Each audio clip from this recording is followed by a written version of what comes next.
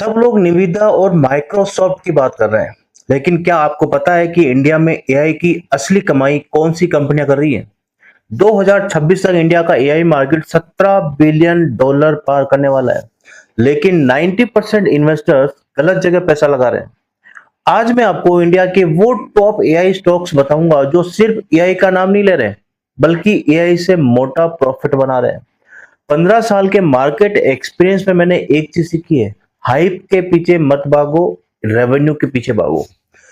AI में दो तरह की कमाई होती है। पहली जो एआई टूल्स बनाते हैं जैसे चैट जीपीटी और बाकी जो एआई से रिलेटेड जो एप्स है, और दूसरी जो उस एआई को दुनिया तक पहुंचाते हैं और इम्प्लीमेंट करते हैं। इंडिया में असली पैसा इम्प्लीमेंटेशन और इंफ्रास्ट्रक्चर में है। पीएम मोदी ने हाल ही में एआई इनोवेटर्स से मुलाकात की और 10,372 करोड़ का इंडिया एआई मिशन लॉन्च किया। इसका सीधा फायदा किन कंपनियों को होगा, चलिए देखते हैं। पहला स्टॉक है टाटा इलेक्सी। लोग इसे सिर्फ आईटी कंपनी समझते हैं, लेकिन ये एक एआई एलईडी डिजाइन कंपनी है। चाहे वो ड्राइवरलेस कार हो या फिर smart home devices, Tata Elxsi का एआई इंजन टेमा हर जगह यूज हो रहा है।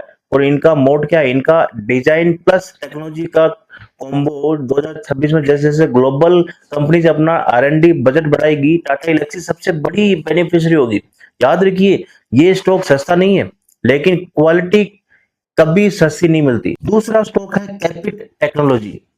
ये ईवी और ऑटोमोबाइल व्हीकल्स का दिमाग बनाते हैं। आजकल गाड़ियां सिर्फ लोहा नहीं, सॉफ्टवेयर ऑन व्हील्स है।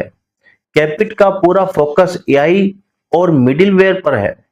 इनका ऑर्डर बुक रिकॉर्ड लेवल्स पर है और 2026 तक सॉफ्टवेयर डिफाइंड व्हीकल्स का मार्केट एक्सपोनेंशियल बढ़ने वाला है। अगर आप ईवी बूम और एआई बूम दोनों का फायदा एक साथ उठाना चाहते हैं तो कैपिट को मिस नहीं कर सकते। रुकिए, अभी आगे तीन स्टॉक वो हैं जो साइलेंट किलर्स हैं, उनके बारे में बहुत कम लोग बात कर रहे हैं। फॉलो करो ताकि आप ऐसी डीप इनसाइट्स मिस ना करें। तीसरा स्टॉक है एफले इंडिया, जो मैं पिछले वीडियो में भी बात करते हुए आया हूँ। ये कंपनी आपके फोन में एड्स को ट्रैक और ऑप्टिमाइज करने के लिए एआई का यूज करती है। इनका एआई मॉडल प्रेडिक्ट करता है कि आप क्या खरीदने वाले हैं। इंडिया में डिजिटल एड स्पेंडिंग तेजी से बढ़ रही है। एफले का cost per converted user model इतना स्ट्रॉन्ग है कि एडवर्टाइजर्स इसे छोड़ नहीं सकते।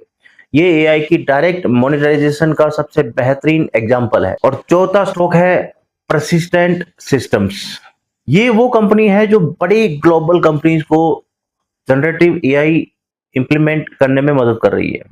इन्होंने गूगल क्लाउड और माइक्रोसॉफ्ट के साथ मिलकर एआई लैब्स सेटअप की है। जब कोई यूएस की कंपनी एआई अडॉप्ट करना चाहती है तो वो परसिस्टेंट के पास आती है।